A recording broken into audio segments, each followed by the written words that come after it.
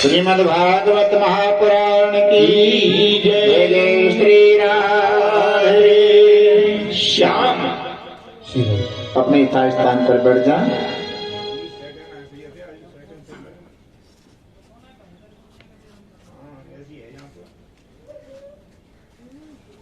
ओम स्वस्ति स्वस्तिनेन्द्रो वृद्धस्रवाः पूषा विश्ववेदाः स्वस्ति नस्तारक्षो अरिष्टनेमिः स्वस्ति नो बृहस्पतिर्दधातु प्रकटत्वा मरुतः प्रश्निमातरः सुवं यावानो विदधे भुजग्मया अग्निर्जिव्या मानवः सुरक्षतो विश्वेनो देवा अवसागमन्यः भद्रं कर्णेभिः शृणुयाम देवा भद्रं पश्येमा चविजत्राः स्थिरैरङ्गैस्तुष्टुवागो शस्तनूर्वसेमहि देवायुः शतमिन्न शरदो अन्त्यदेवा जत्रानचकरा जरसन्दनूनाम् पुत्रासतरो भवन्ति मामजर्रीगतायुर्गन्धोः अदितिर्माता शपिता सपुत्रा विश्वे देवा अदितिः पञ्चजना अदितिर्जातमध्यगम्भ ॐ शान्तिः शान्तिः शान्तिर्भवतु।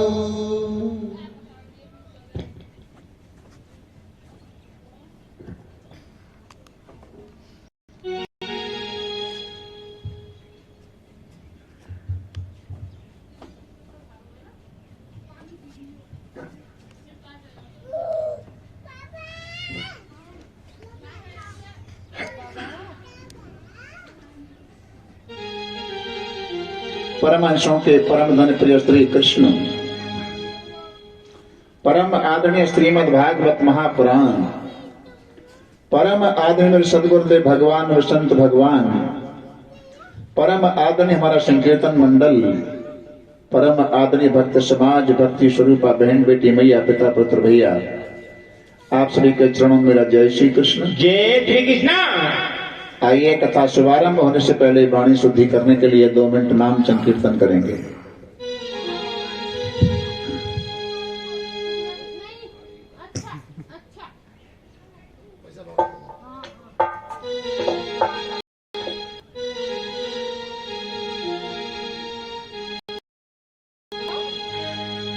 गोविंद राधे माधव गोपाल राधे माधव, गोविंद राधे माधव गोपाल राधे माधव, गोविंद राधे माधव गोपाल राधे माधव, गोविंद राधे माधव गोपाल राधे माधव, राधे कृष्ण गोविंद गोपाल राधे माधव, राधे कृष्ण गोविंद गोपाल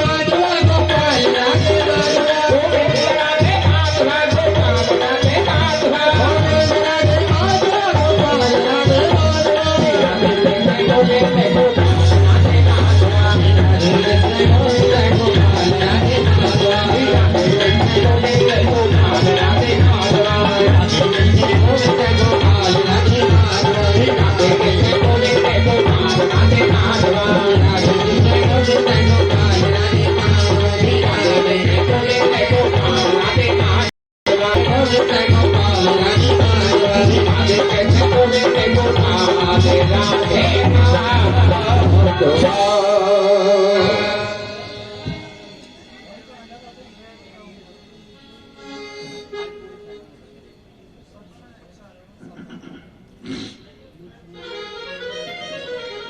श्री राधे राधे राधे।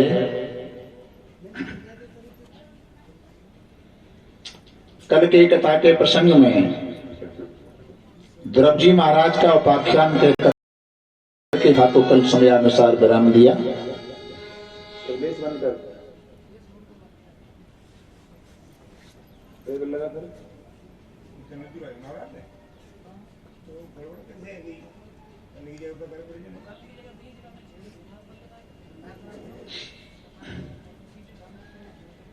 आज 5वें स्कंद में मनु महाराज के पुत्र प्रियव्रत महाराज की कथा का प्रसंग सुनने के लिए मिलेगा।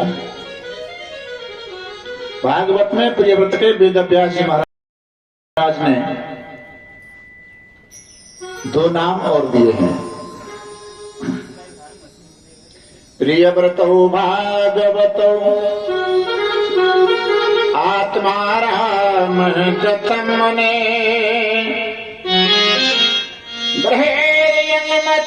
मूले कर्म बंध पराभव। प्रियव्रतौ भागवतौ आत्माराम, ये एक ही राजा थे।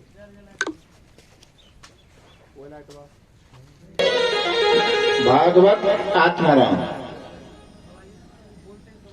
तीनों नाम एक ही राजा के हैं। प्रिय व्रत का अर्थ होता है प्रिय माने अच्छा, व्रत माने संकल्प करना। जिसने अपने जीवन में कोई अच्छा संकल्प किया है उसी का नाम है प्रियव्रत महाराज। और उनका संकल्प था कि मैं आजीवन ब्रह्मचारी ही रहूंगा, पृथ्वी पर अंधकार नहीं रहने दूंगा। उनको एक दिव्य रथ प्राप्त हुआ। रथ में बैठकर भूमंडल की परिक्रमा करते हैं और रथ के पहियों से जो लीक बन जाती है उनसे 7 महासागर बनते हैं। हम कितना अच्छा कर सकते हैं, अच्छा तो जितना करते हैं, लेकिन हम ये भी हो सकता है कि भ्रमित होकर अच्छे को बुरा और बुरे को अच्छा समझ लें। जिसका मन अगर गवाही देता है कि ये काम अच्छा है तो वो अच्छा है। पाप और पुण्य की परिभाषा केवल एक ही है। हम कोई काम कर रहे हो और ये उसमें पुण्य मान रहे हो और हो रहा हो पाप, मालूम कैसे पड़े? जिस कार्य को करने में अपने अंदर से भय उत्पन्न होने लग जाए, जिस काम को तुम कर रहे हैं, हम कर रहे हैं, उसको करने में अपने आप ही अंदर से भय हो, समझो वो गलत काम हो रहा है, पाप हो रहा है। और धर्म की तो परिभाषा दूसरी है। धर्मन दूसर सत्य समाना, सत्य के बराबर और कोई दूसरा धर्म गम निगम प्राण बखाना। आत्माराम, आत्मा के इस पुजारी जीव का नाम है आत्मा राम, अर्थात जीवात्मा परमात्मा की भक्ति करता हुआ ही अच्छा लगता है। स्वयं भगवान बनता हुआ अच्छा नहीं लगता है।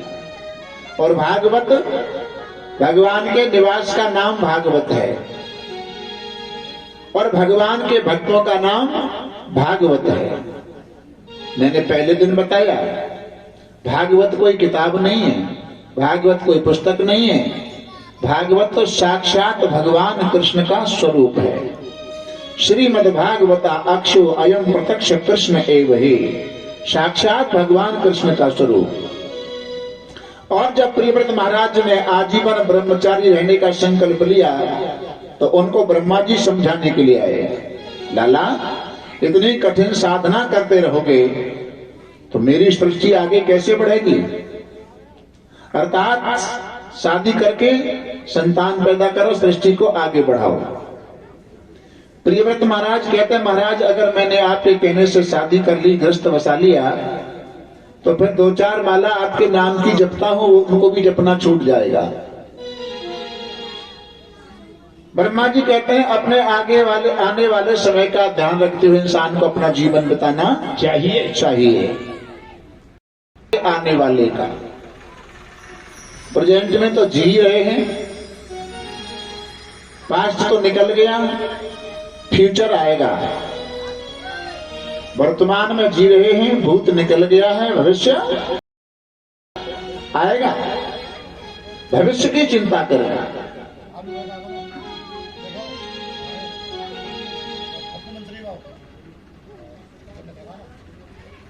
एक दृष्टांत आता है और दृष्टांत के आता है। भयंकर नदी के किनारे एक नगर बसा हुआ है और उस नगर राज करते वहां के राजा का चुनाव होता है। वहां का नियम यह है कि 5 साल के लिए राजा को चुना जाता है और 5 साल के बाद में राजा को नदी के दूसरी पार छोड़ देते हैं। वहां उसको जंगली जानवर खा जाते हैं और भूल बस कोई भी राजा के महल के सामने आ जाए, उसको वहां के नियम के अनुसार पकड़ करके राजा बनाया जाता है। राजा को नियम के 5 साल पूरे होने के अनुसार नदी के दूसरी पार छोड़ दिया। कोई अनभिज्ञ महात्मा राजा के महल के सामने भिक्षा मांगने के लिए आ गया। उस राजा के सेवकों ने महात्मा जी को पकड़ लिया। बोले, महाराज अब तो आपको हमारे यहाँ का राजा बनना पड़ेगा। महात्मा ने कहा, भाई मैं राजा बन के क्या करूंगा, आप यहाँ का कोई नियम कानून भी तो नहीं जानता। सेवक मंत्रियों ने कहा, तुम्हें हमारे यहाँ के नियम कानून से कोई मतलब नहीं, आप केवल इस गद्दी पर 5 साल बैठे रहो। 5 साल पूरे होने पर हम तुमको नदी के दूसरी पार छोड़ देंगे, वहां तुम्हें जंगली जानवर खा जाएंगे। महात्मा ने कहा, तो 5 साल बाद मरना पड़ेगा। बोले, हाँ। महात्मा जी ने सोचा, मरना तो है ही, 5 साल पहले मरना चाहे 5 साल बाद में मरना, पर चलो राज्य को ही भोग करके देख लेते हैं। महाराज वहां का राजा महात्मा जी को बना दिया और पहले ही साल में महाराज जी ने अपने एक मंत्रिमंडल की बैठक बुलाई और एक बैठक उत्तरकांड में प्रभु राम ने बुलाई है। उसमें विशेष व्यक्तियों को नहीं बुलाया, तो किस किस को बुलाया कि एक बार जय हो रघुनाथ बुलाए, एक बार रघुनाथ बुलाए,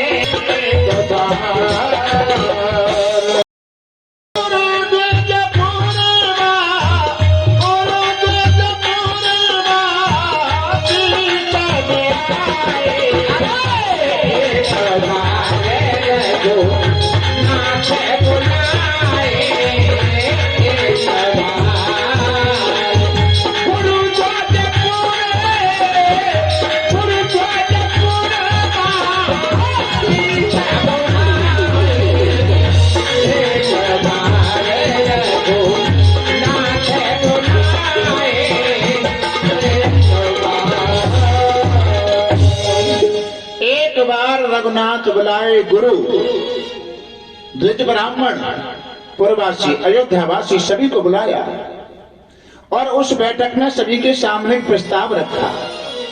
राम जी कहते हैं, भैया मैं आपके सामने कोई प्रश्न करने जा रहा हूं और उस मेरे प्रश्न में कोई गलती हो तो आप ये मत समझना कि राम राजा है, मुझे आप बीच में खड़े होकर के टोक देना।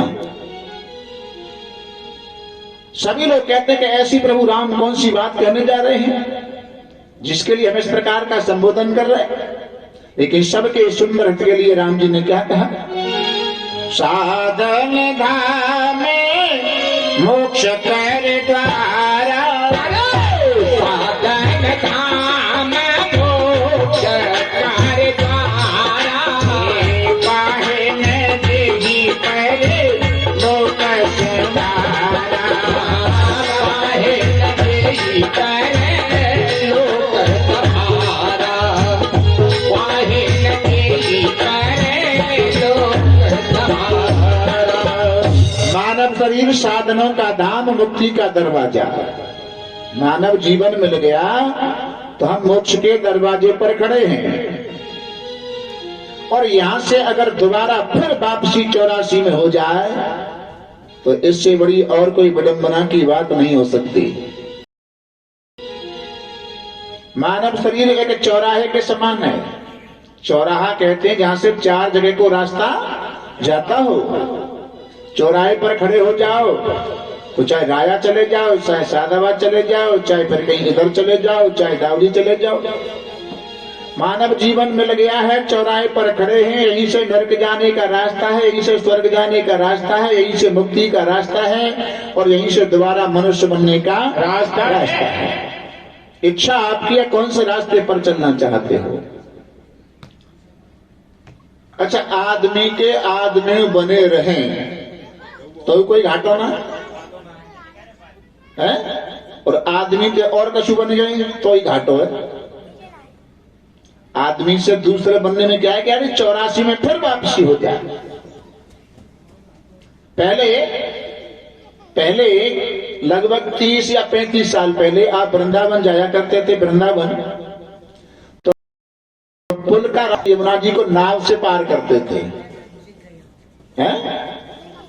और एक बार जैसे अमावस्या है, अमावस्या के दिन यमुना किनारे वृंदावन जाने वाले भक्तों की भीड़ लगी और केवट से कहा कि भाई हमें पार कर।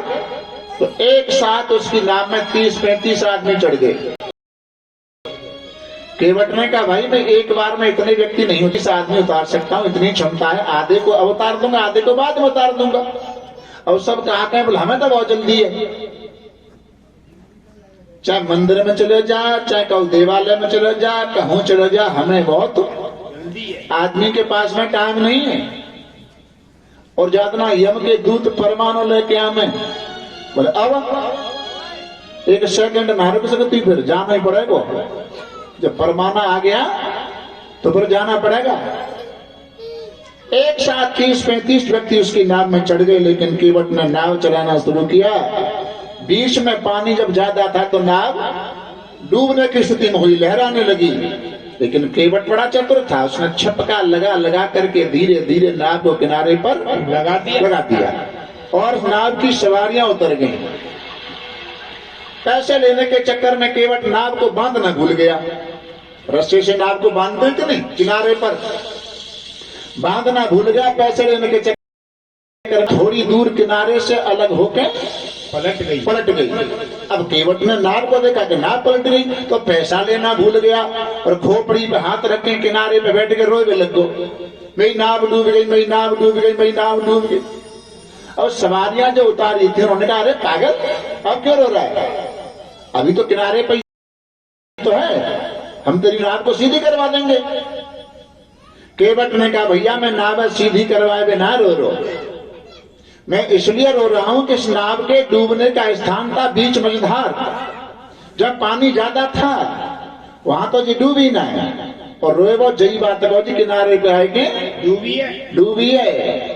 तो हमारी इस नाव का डूबने का मझधार है 84 लाख योनियां, और एक एक योनि को पार करते करते किनारे पर आ गई, मानव जीवन मिल गया। और यहाँ से फिर 84 लाख योनि में वापसी हो जाए तो इससे और कोई बुरी बात नहीं हो सकती है। साधन धाम मोक्ष करवा रहा है, वो अपने उद्धार के लिए अपने कल्याण हेतु मिला है, अपना कल्याण कर लिया जाए। बार बार ये मानव जीवन मिलने वाला नहीं है। एक बार मौका दिया है और ऐसे मौके को कभी चूकना नहीं चाहिए।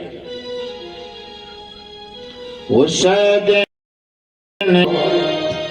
करो रे उपाय, कौन सा दिन कि मचे दी जाते हरे हरे, मचे दी जाते चैना रे चैनी, उस दिन को करो रे उपाय, मचे दी जाते हरे हरे, मचे दी जाते चैना रे चैनी, उस दिन को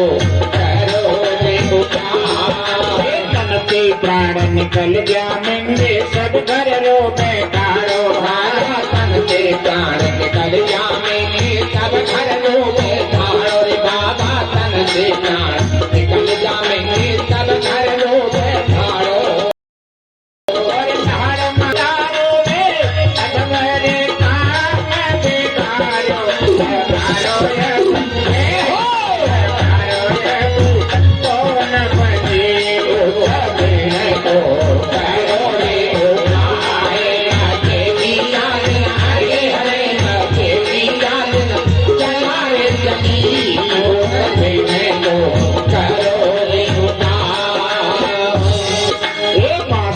कड़ियन पे कोई डर के बाहर फेर निकारे चल कड़ियन पे कोई डर के बाहर फेर निकारे चल कड़ियन पे कोई डर के बाहर फेर निकारे और पीछे दुल्हन रोमनिया पे कौन के रहू सहारे लगे गई लगे गई उठाती करके उठाने दो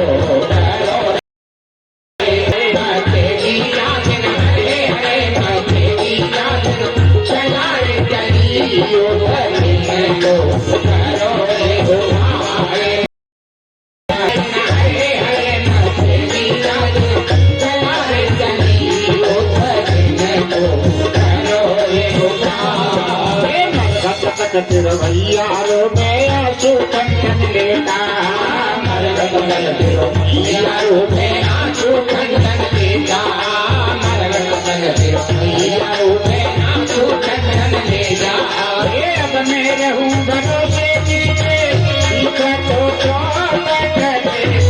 हो जातो हरे हरे हो जातो मेरी गई तो शरण को करो रे उठाए हरे हरे चला रे चली उठने को करो रे उठाए हरे हरे चला रे चली उठने को करो रे उठाए स्वार्थ के सगरो मन कीर्तन संगन कोई जाए भारत के सगरो मन कीर्तन संगन कोई जाए बाबरे भारत के सगरो मन कीर्तन संगन कोई जाए बच के मोह जाल में दियो कर्म के तारे बिसरा हरे हरे यही तो तेरी अखरी उठने को करो रे उठाए तेरी याद हरे हरे तेरी याद चलाए चली उठने को करो रे उठाए तेरी याद हरे हरे तेरी याद चलाए चली उठने को करो रे उठाए सोच समझ ले भजले कृष्ण मुरारी सोच समझ ले भजले कृष्ण मुरारी बात में अभी तो समझ ले भजले कृष्ण मुरारी कृष्णानंद पाठ कट जाने क्या तो भाव से पार हरे हरे मेरी सुनो ऐसे उठने को करो रे उठाए तेरी याद हरे हरे तेरी याद चला रे चली उठने को करो रे उठाए तेरी याद हरे हरे तेरी याद चला रे चली उठने को करो रे उठाए तेरी याद हरे हरे तेरी याद चला रे चली उठने को करो रे उठाए वृंदावन बिहारी लाल की जय जय श्री राधे श्याम। समझ में आ रही है? आदि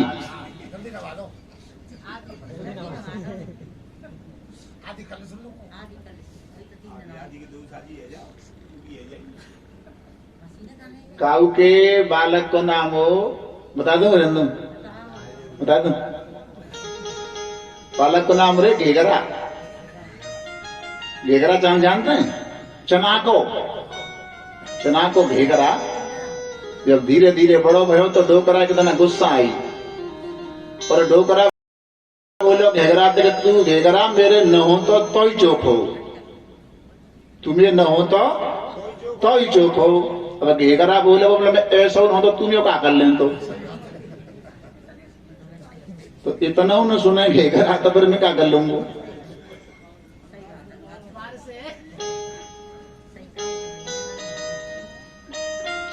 तो हो गया काम भाव होना चाहिए।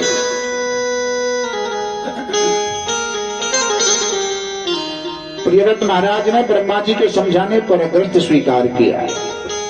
उनकी पत्नी का नाम है बहिर्ष्मति। बहिर्ष्मति के गर्भ से 10 पुत्र, 1 कन्या।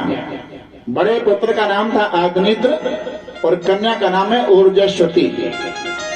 के लिए गाई गई थी। आग्निद्र के पुत्र नाभि और नाभि के हुए ऋषभदेव जी महाराज। भगवान विष्णु के 24 अवतारों में एक नाम ऋषभदेव का भी आता है। सनातन धर्म के 24 अवतार हैं, उनमें एक नाम ऋषभदेव जी का आता है। और जैन धर्म वाले ऋषभदेव को अपना आत्मा तीर्थंकर मानते हैं। तीर्थंकर किसे कहते हैं? तीर्थी कुर्वंती तीर्थानि, जो लोग तीर्थों को भी पवित्र कर देते हैं। संत तीर्थों को भी पवित्र कर देते हैं।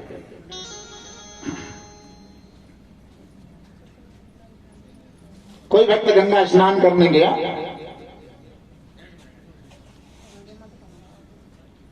और उसने अपने मन में धारणा बनाई कि आज मैं गंगा स्नान करने जाऊंगा तो रात्रि को विश्राम ऐसी जगह करूंगा, कहां? जहां कोई भक्त रोजाना गंगा स्नान करता हो। गंगा स्नान करने गया, स्नान करके लौट रहा, गंगा किनारे एक महाराज जी की संत की कुटिया को देखा, और संत की कुटिया पर आकर उस भक्त ने पूछा, महाराज आप तो शायद रोजाना गंगा स्नान करते होंगे, तो गंगा किनारे झोंपड़ी है। महाराज जी ने कहा, लाला जिस दिन से गंगा किनारे झोंपड़ी डाली है उस दिन से स्नान की तो बात बहुत दूर है, मुझे ये भी नहीं मालूम गंगा जी हैं कहां। ये तो वंडरफुल बात है, आश्चर्यचकित बात है। गंगा किनारे रहने वाला महात्मा स्नान नहीं करता। बोला आश्चर्य मत करे, अगर ये लीला तो जाननी है, आज की रात्रि तो हमारी कुटिया पर ठहर जा। भक्त महाराज जी की कुटिया पर ठहर गया, और रात्रि को हुआ क्या कि गांव के लोग कीर्तन करने के लिए महाराज जी की कुटिया पर आए। रात के 12 बजे तक कीर्तन हुआ, और कीर्तन को विराम देकर सभी अपने अपने घरों को गए। महाराज कुटिया के अंदर बढ़ गए, भक्त बाहर बैठा। अब उसने क्या देखा कि आकाश मार्ग से 3 स्त्रियां उतर करके आ रही हैं, 3 देवियां उतर करके आ रही हैं। उनके वस्त्र मैले कुचैले हैं, गंदे हैं, और जैसे उन तीनों देवियों ने महाराज जी की झोपड़ी थी इस कुटिया के सामने जहाँ कीर्तन हुआ, उस प्रांगण में वो तीनों इधर उधर लोटपोट होने लगी, तो उनका रंग सोना जैसा हो गया, निर्मल हो गया। जब वो चलने लगी तो उस भक्त ने पैर पकड़ लिए, तीनों के चरण पकड़ लिए। देवियों, इस लीला को जानने के लिए मैं सारी रात्रि जागता रहा, फिर भी आप बिना बताए जा रही हो। अरे आपका परिचय क्या है, आप हो कौन? तो तीनों देवियां एक ही स्वर में कहती हैं, भक्त हमारा नाम गंगा यमुना है। पापी लोग स्नान करने आते अपने पापों को छोड़ जाते हैं, और पाप का रंग कैसा होता है? काला। पापों की कालमा हमारे ऊपर छा जाती है, और जब संतों की चरण धूलि मिलती है तो हम पवित्र हो जाते हैं।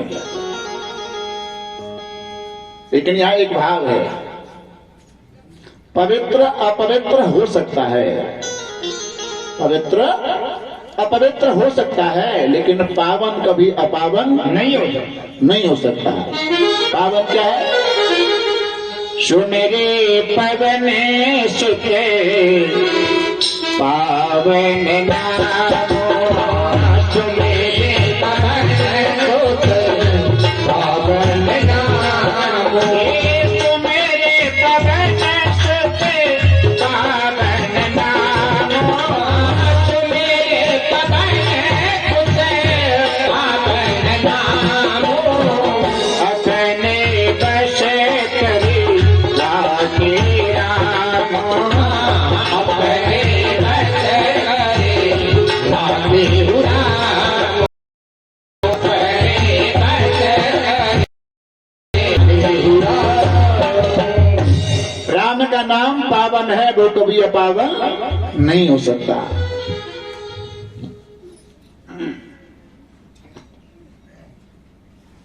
ऋषभदेव जी के स्वपुत्र होते हैं। बड़े पुत्र का नाम है भरत, और भरत हमारे शास्त्रों में 3 हुए हैं। ऋषभदेव के पुत्र भरत, एक दुष्यंत कुमार और एक दशरथ नंदन भरत। इन्हीं भरत के नाम पर हमारे देश का नाम पड़ा है भारत। 100 पुत्रों को सामने बिठाकर ऋषभदेव जी धर्म का उपदेश करते हैं। यहाँ एक बात और है, मैं कथा 7 दिन नहीं भले ही आपको 14 दिन कथा सुनाऊं और फिर आपसे मैं ये कहूं कि मैं आपको उपदेश कर रहा हूं। उपदेश नहीं, समाज की सेवा हो सकती है। और उस उपदेश में अगर इतने लक्षण युक्त हैं, वो लक्षण उपदेश में है तो उपदेश है। लक्षण क्या है? धातु सूत्र गणादि वाक्य लिंग अनुशासनम आगम प्रत्यादेशा उपदेशा प्रकीर्तितः।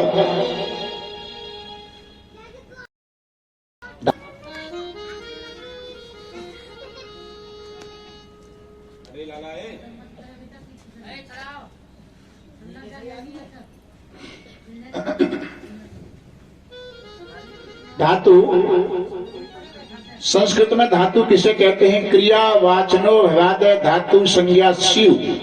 शिव माने होती है। जिस क्रिया के अर्थ में भा और वा बरतते हैं उसकी धातु संज्ञा होती है। अल्प अक्षर मसंदिग्धम सारवेद विश्वतो मुखम अस्थोम मन बद्धंश सूत्रम सूत्र वेदो पितु।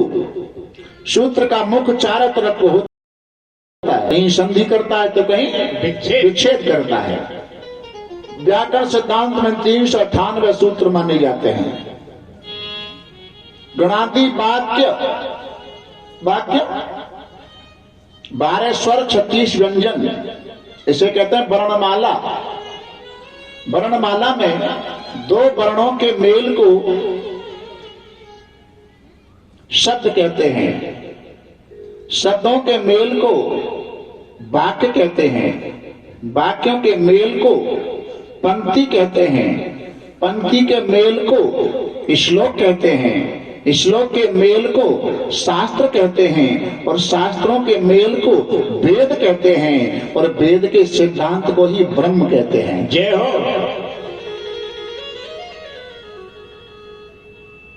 वाक्य लिंग अनुशासनम, लिंग माने स्त्री पुरुष की पहचान शब्दों में। अब शब्दों में पहचान लिंग का अर्थ क्या है? राम जाता है, ये तो सेंटेंस राम पुल्लिंग है। और अगर ये कह दिया कि राम जाती है तो आपके यहां तो नहीं कहते, लेकिन जो आपके बिहार जो बॉर्डर लगा हुआ है यूपी का, वहां इसमें लिंग भेद किया जाता है बोलने में। धातु सूत्र गणादि वाक्य लिंग अनुशासनम आगम प्रत्यादेशा। आगम माने छुप जा। और व्याकरण आचार्य अपने पुत्र से कहते हैं कि अगर तुझे वेदों का निरूपण करना है, वेद मंत्र पढ़ने हैं, तो वेद मंत्रों की शुद्धि के लिए पहले व्याकरण का अध्ययन कर ले। क्यों? रक्षा अर्थ वेदानाम मध्ययम व्याकरणम लोपागम वर्णोद्यो ही वेदान परिपालश्यत इति। रक्षार्थ का निरूपण करने वाला कहता है आगम माने छुप जाना, आगम माने बढ़ जाना, लोप माने छुप जाना। कोई शब्द छुप गया है, कोई अपना आगे बढ़ गया है, तो व्याकरण की जब तक शुद्धि नहीं होगी तब तक वेद मंत्रों की शुद्धि नहीं हो सकती है। ये उपदेश के लक्षण होते हैं। ये उपदेश के इसमें उपदेश में ये चीज है तो फिर समाज की सेवा है। अपने 100 पुत्रों को धर्म का उपदेश करते हैं। लाला, ये मानव जीवन क्यों मिला? कोई बालक कहते पिताजी मानव जीवन नौकरी करने मिला है, कोई कहते हैं पैसा कमाने में मिला, कोई कहते हैं इसके लिए मिला। लेकिन मानव परीक्षक का केवल एक ही प्रश्न था। सुखदेव जी के सामने एक प्रश्न था कि मानव जीवन क्यों मिला और मानव जीवन मिलने के बाद इंसान को क्या करना चाहिए। इसका उत्तर सुखदेव जी महाराज ने 7 दिन कथा सुना करके दिया। प्रश्न बहुत छोटा है, मानव जीवन क्यों मिला है और मिलने के बाद क्या करना है, लेकिन 7 दिन की कथा सुना करके ये करना चाहिए, ये करना चाहिए, ये करना चाहिए। गोस्वामी जी महाराज कहते हैं भैया जब तुम्हारा प्रश्न ही इतना छोटा है तो इतने लंबे उत्तर के पचड़े में काहे को पड़ गए? जितना छोटा प्रश्न उतना ही छोटा उत्तर। मानव जीवन क्यों मिला? उत्तर मिल रहा है के देह धरे करे ये हो ये है फल भाई। देह धरे करे यह फल भाई। भजिए राम सब काम बिहारी। भजिए राम सब काम बिहारी। भजिए राम सब काम बिहारी। गोस्वामी जी महाराज की चौपाई का अर्थ लोगों ने दूसरा निकाला है। बोले तुलसीदास जी ये कह रहे हैं कि भजिए राम सब काम बिहाई। बिहाई माने छोड़कर, काम माने संसार के कार्य, गृहस्थ के कार्य, उन्हें सबको छोड़कर भगवान का भजन करो। लेकिन काम संसार के कार्यों से नहीं है। काम का अर्थ है, काम माने इच्छा, अपने कर्म के फल के कर्म करने की जिम्मेदारी तुम्हारी और फल देने की जिम्मेदारी भगवान की है। लेकिन कर्म करने वाला ये कहता है कि हमने कर्म किया और बाद में फल दे भैया, नहीं मिले तो हम कहां ढूंढेंगे। यानी कर्म करेंगे बाद में, फल चाहिए पहले। और भगवान कहते ऐसी दुकानदारी मेरे यहाँ हाथ ना है। पहले कर्म करना पड़ेगा, फल मिलेगा। फल की तो इच्छा ही मत करो। क्यों? अगर किसी बीज को जमीन में बोया जाता है तो ये उस बीज का स्वभाव है कि जमीन फोड़ करके ऊपर को आता है। जमीन तो नीचे भी है, वो नीचे भी जा सकता है, लेकिन स्वभाव के अनुसार ऊपर ही आएगा। अगर तुमने कोई कर्म रूपी बीज बोया है तो वो जरूर के आएगा और आपको फल की प्राप्ति होगी। भाई कर्मण्ये बाद का रस्ते मां फलेषु कदाचन। अपने कर्म के फल की इच्छा मत करे, कर्म करने का तेरा अधिकार है। और ईशावास्य उपनिषद कहता है कुर्वन्ने वेहि कर्माणि जिजी विशेषत गम समान। कलयुग में मनुष्य की अवस्था 100 वर्ष बताई है, तू 100 वर्ष तक कर्म करता हुआ जी, क्योंकि कर्म करने का तेरा अधिकार है।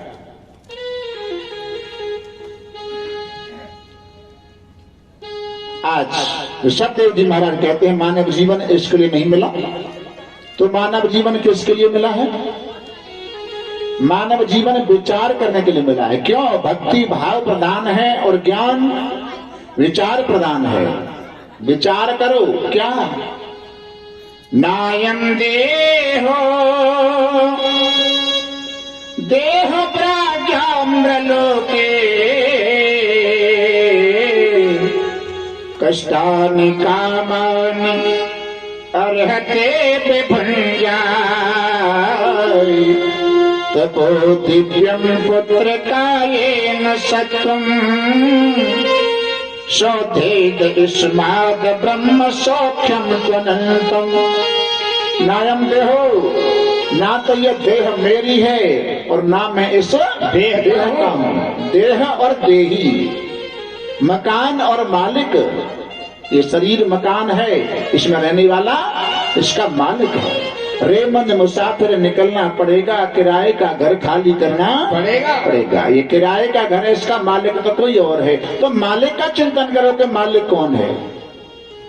नायम देहो, ना तो ये देह मेरी है ना मैं देह का हूं। मैं हाथ नहीं, मैं पैर नहीं, मैं सर नहीं, मैं धड़ नहीं, 5 कर्मेंद्रिय नहीं, 5 ज्ञानेंद्रिय नहीं, 5 कोष नहीं, 5 प्राण नहीं, 5 उपप्राण नहीं। और शेष जो बचा वही तुम हो। वृंदावन बिहारी लाल की जय। और समय आने पर ऋषभदेव जी महाराज ने अपने बड़े पुत्र भरत को गद्दी पर अवस्थित किया और चौथे पन में जंगल को भजन करने चले गए। जंगल में जाकर वृक्ष के नीचे आसन लगाया।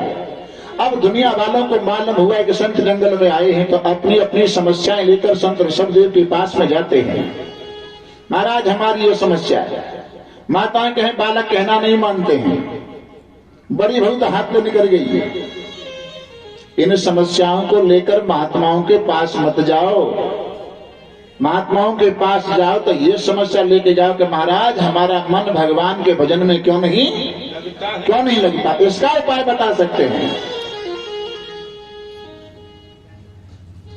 संत के दर्शन में चमत्कार होता है, कोई चमत्कार नहीं होता। और कहते हैं कि संतों का क्षण और अन्न का कण ये कभी बर्बाद नहीं करना चाहिए। ऋषभदेव के पास में मिलने वालों की भीड़ लगने लगी तो वो जान गए कि अगर मैं इनसे मिलता रहूंगा तो मेरी समस्या अधूरी रह जाएगी, मैं जिसके लिए आया हूं।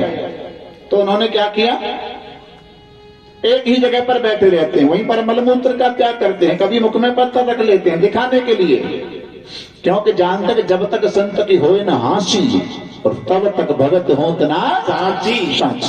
मजाक उड़ाते हैं लोग, अरे ये कैसा महात्मा, बेकार महात्मा, स्नान भी नहीं करता, एक ही जगह पड़ा रहता है। अश्रद्धा हो गई।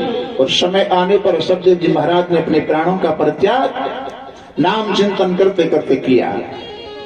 हरे शरणं हरे शरणं हरे शरणं मेरे राम शरणं हरि शरणं हरि शरणं हरि शरणं मेरे राम शरणं हरि शरणं हरि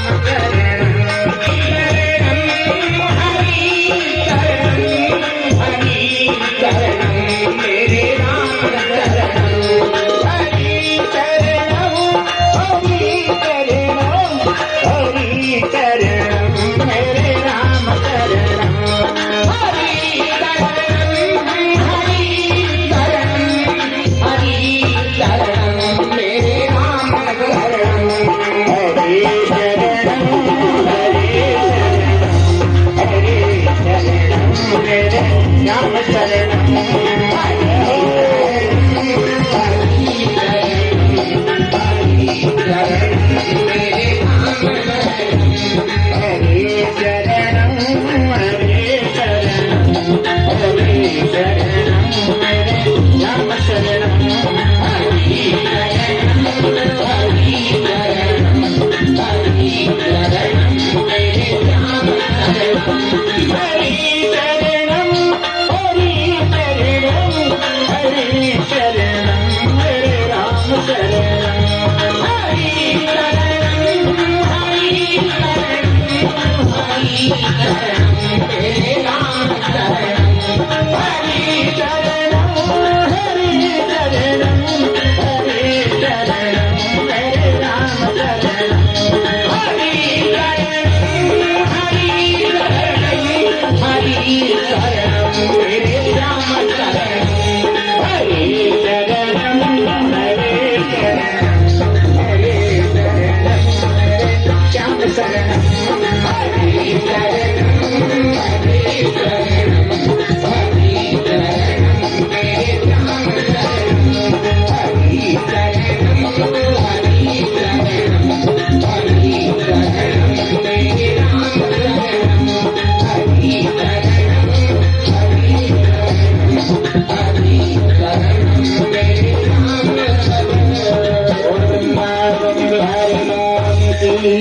जय जय श्री राम।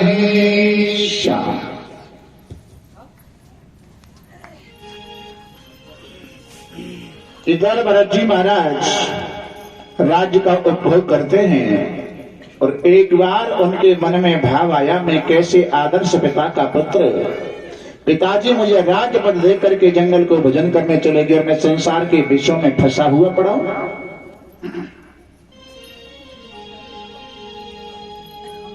शंकराचार्य जी प्रश्नोत्तरी लिखते हैं और उस प्रश्नोत्तरी में क्या लिखते हैं, अंधा कौन है? तो अंधा कौन है? बोले जैसे आंखों से नहीं दिख, वो तो अंधा है। लेकिन वो अंधा नहीं है। अंधा कौन है? आगे प्रश्न है, पीछे उत्तर है। अंधो ये कोवा, अंधा कौन? उत्तर मिला, विषयानुरागी, संसार के विषयों में जो फंसा हुआ पड़ा है वही अंधा है। किम औषधि, फिर इसकी दवा क्या है? उत्तर मिला, तस्य विचार एव। इस संसार के विषयों में फंस गए हैं, इसकी दवा क्या है? बोले इसके लिए हमें बैठ करके एकांत में विचार करना चाहिए। आज वही भरत जी कहते हैं, मैं तो संसार के विषयों में फंसा हुआ पड़ा हूं। इस पुत्र सुमति को राज्याभिषेक करके मैं पिता भोजन करने जाऊं। भरत जी महाराज ने अपने पुत्र को गद्दी पर अभिषिक्त कराया और नेपाल में दामोदर कुंड है, जहां पर गंडकी नदी प्रादुर्भूत होती है, उसके किनारे झोंपड़ी डाल करके भोजन करना आरंभ किया। एक दिन वो भरत जी महाराज नदी के जल के अंदर खड़े होकर मंत्र सिद्ध करने में लगे। जल के अंदर मंत्र पलटने से मंत्र सिद्ध होता है। जैसे सर्प का जहर उतारने वाले जो वायकी होते हैं ना, और सूर्य ग्रहण या चंद्र ग्रहण जब होता है तो उस दिन वो अपने मंत्रों को पानी में बैठ करके ही फेरते हैं, तो उनके मंत्र सिद्ध होते हैं। इसी प्रकार भरत जी जल के अंदर गर्दन तक जल के अंदर खड़े हैं, मंत्र सिद्ध करने में लगे। और दृश्य क्या देखा? एक हिरणी गर्भावस्था में दौड़ती चली आ रही, शेर ने दहाड़ मारी, डर के मारे हिरणी नदी को पार करना चाहती, छलांग लगाई। हिरणी नदी को पार तो कर गई, लेकिन उसका प्रसव शिशु गर्भ के अंदर जो बालक था वो पानी में गिर गया, जल में गिर गया। और भरत जी महाराज की दृष्टि उस बच्चे के ऊपर पड़ी तो उसको अपनी गोद में उठा लिया। क्यों? संतों का स्वभाव होता है डूबते हुए को बचाना। हिरण के बच्चे को संत की गोद मिल गई है। एक प्रसंग आया रामचरितमानस में कि जटायु और संपाति ये दोनों भाई हैं। गरुड़ और अरुण ये दोनों भाई थे। गरुड़ के भतीजे लगते हैं ये दोनों, जटायु और।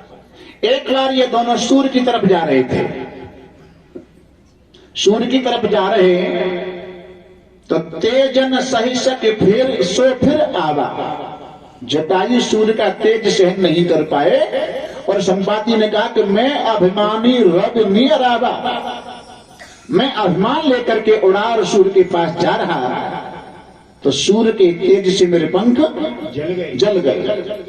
पंख जल गए तो मैं ऊपर से गिरा तो मुझे एक महात्मा ने उठाया। मुन एक नाम चंद्रमा ओही लागी दया दे के अत मोही।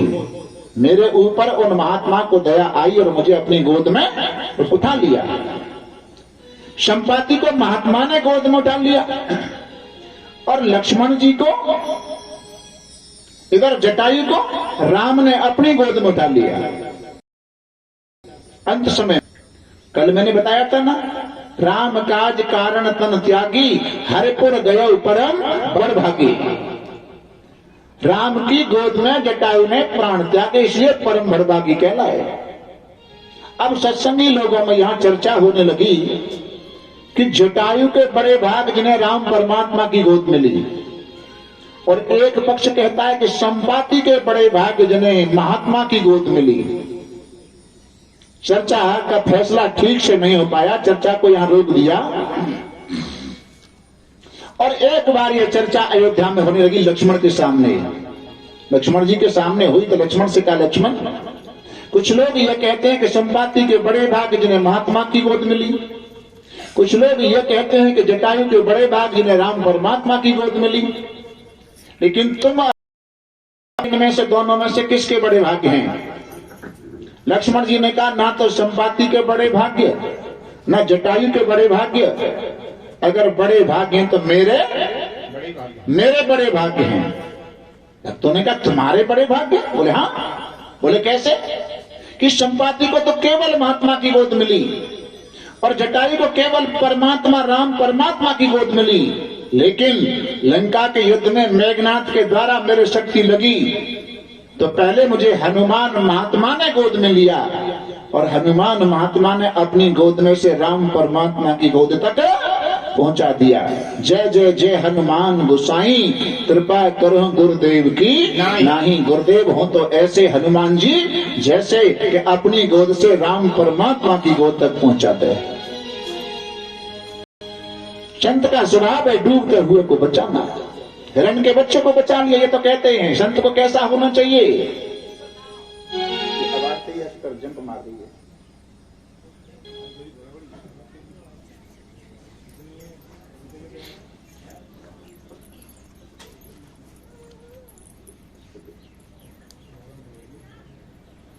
तितक्षया करुणया मैत्रिया चाकल जंत सह सगतेन च सर्वात्मा भगवान च संप्रसीदति। तितक्षया करुणया, तितक्षया कल मेरा प्रसंग बह गया था, मैं करदम जी का भाव बता रहा था। करदम किसे कहते हैं? तो गीता में आती है खट संपत्ति, सम दम उपरति तितीक्षा श्रद्धा समाधान। तो यहाँ तितीक्षा का अर्थ बता देते हैं। तितीक्षा कहते हैं शीत उष्ण द्वंद्वों को सहने की योग्यता, अर्थात सहनशीलता आनी चाहिए तो संत का लक्षण है सहनशीलता। हम किसी से 24 घंटे कुछ न कुछ कहते रहे, अनर्गल बकते रहें और सभी हमारी बात को सहर्ष स्वीकार करें, खुशी खुशी मान लें, और कोई एक बार हमारा ब्लड प्रेशर 240 से पार कर जाए, सहनशीलता आ गई। तितक्षया करुणया, दया भाव, संत के अंदर दया भाव होना चाहिए। दया बिन संत कसाई,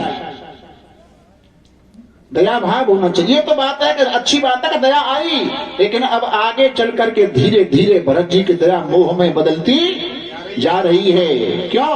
उस हिरण के बच्चे को बचाकर 2-4 दिन कुटिया पर रखकर और फिर जंगल में हिरणों के झुंड में छोड़ देते तो फिर आगे चल के भरत के सामने कोई परेशानी नहीं आती। अब तो ऐसा भाव आया, कभी भजन करने बैठे हिरण के बच्चे की याद, कभी भजन करने बैठे हिरण के बच्चे की याद, आसक्त हो गई। यहां एक भाव और आता है,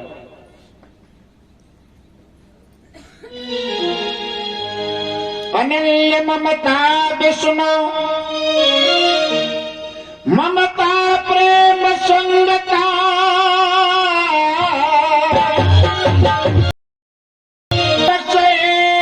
बसान्द्रात्मा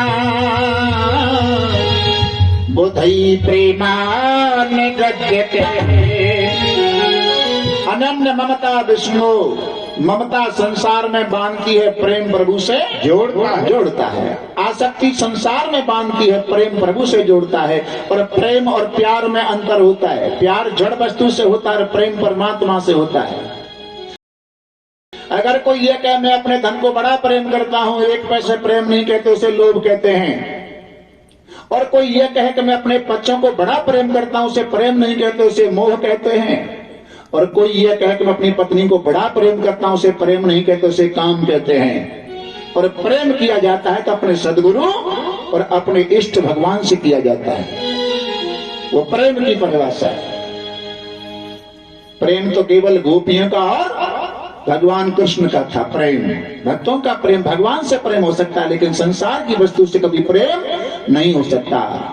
आज आसक्ति होने जा रही है।